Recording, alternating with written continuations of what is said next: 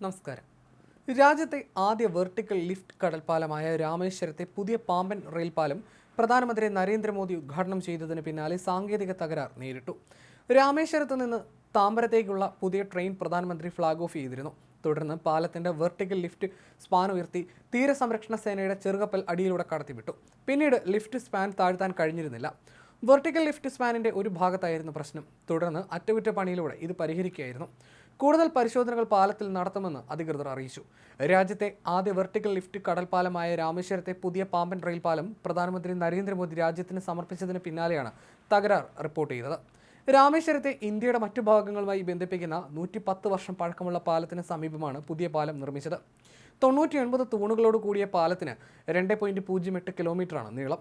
കാലപ്പഴക്കത്തെ തുടർന്ന് 2002 ഡിസംബറിൽ പാലം ഡീകമ്മീഷൻ ചെയ്തു. ഇതേ തുടർന്നാണ് 535 കോടി രൂപ ചെലവിൽ പുതിയ പാലം നിർമ്മിക്കാൻ ആരംഭിച്ചത്. പഴയ പാലത്തിൽ ലിഫ്റ്റ് സ്പാൻ രണ്ടായി വേർപെടുത്തി ഇരുവശത്തേക്കും ഉയർത്തുകയാണ് ചെയ്തിരുന്നതെങ്കിൽ ലിഫ്റ്റ് സ്പാൻ ലംബമായി ഉയർത്തുന്ന സംവിധാനമാണ് പുതിയ പാലത്തിലുള്ളത്. ഇത്തരത്തിലുള്ള രാജ്യത്തെ ആദ്യ വെർട്ടിക്കൽ ലിഫ്റ്റ് കടൽപ്പാലമാണിത്. 72.5 മീറ്റർ നീളമുള്ള ലിഫ്റ്റ് സ്പാൻ 5 മിനിറ്റ് കൊണ്ട് ഉയർത്താനാകും. 1910 ബ്രിട്ടീഷുകാർ നിർമ്മാണം തുടങ്ങിയ പഴയ പാമ്പൻ പാലം 1914 ഗതാഗതത്തിന് തുറന്നു കൊടുത്തത്. 1964 ചുഴലിക്കാറ്റിൽ പാമ്പൻ ധനുഷ്കോടി പാസഞ്ചർ ഒഴുകിപ്പോയ അപകടത്തിൽ 126 പേർ കൊല്ലപ്പെടുകയും പാലം ഏതാണ്ട് പൂർണ്ണമായി നശിക്കുകയും ചെയ്തിരുന്നു. തുടർന്ന് മെട്രോമാൻ ഇ ശ്രീധരന്റെ നേതൃത്വത്തിൽ 2 മാസത്തിനുള്ളിലാണ് പാലം പുനർനിർമ്മിച്ചത്.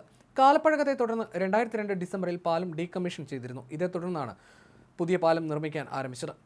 തമിഴ്നാടിന്റെ അടിസ്ഥാന സൗകര്യ വികസനം തങ്ങളുടെ മുൻഗണനാ വിഷയങ്ങളിലൊന്നായിരുന്നു നരേന്ദ്രമോദി വ്യക്തമാക്കിയത്. പുതിയ പാമ്പൻ പാലത്തിന് ഉദ്ഘാടനത്തിനിടെ നടത്തിയ പ്രസംഗത്തിൽ കേന്ദ്രം സംസ്ഥാനത്തിന് നൽകിയ വിവിധ പദ്ധതികൾ മോദി ചൂണ്ടിക്കാട്ടി. തമിഴ്നാടിന്റെ അടിസ്ഥാന സൗകര്യ വികസനത്തിനാണ് തങ്ങൾ മുൻഗണന നൽകിയിട്ടുള്ളത്. കഴിഞ്ഞ 10 വർഷത്തിനുള്ളിൽ സംസ്ഥാനത്തിന്റെ റെയിൽ ബജറ്റ് 7 മടങ്ങായി വർദ്ധിപ്പിച്ചു.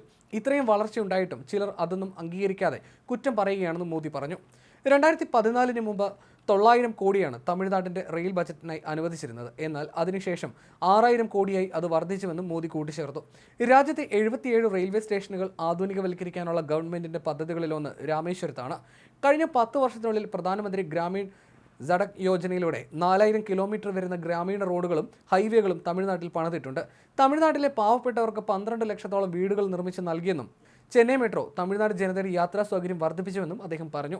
രാജ്യത്തിന്റെ വികസനത്തിന് തമിഴ്നാടിന് വലിയ പങ്കുണ്ടെന്നും തമിഴ്നാടിന്റെ ശേഷി വികസനത്തിലൂടെ രാജ്യത്തും വലിയ മാറ്റങ്ങൾ ഉണ്ടാക്കാൻ കഴിയുമെന്നാണ് താൻ വിശ്വസിക്കുന്നതെന്നും അദ്ദേഹം കൂട്ടിച്ചേർത്തു. രാമേശ്വരത്തെ ഇന്ത്യയുടെ മറ്റു ഭാഗങ്ങളുമായി ബന്ധിപ്പിക്കുന്ന 110 വർഷം പഴക്കമുള്ള പാലത്തിന് സമീപമാണ് പുതിയ പാലം നിർമ്മിച്ചത്.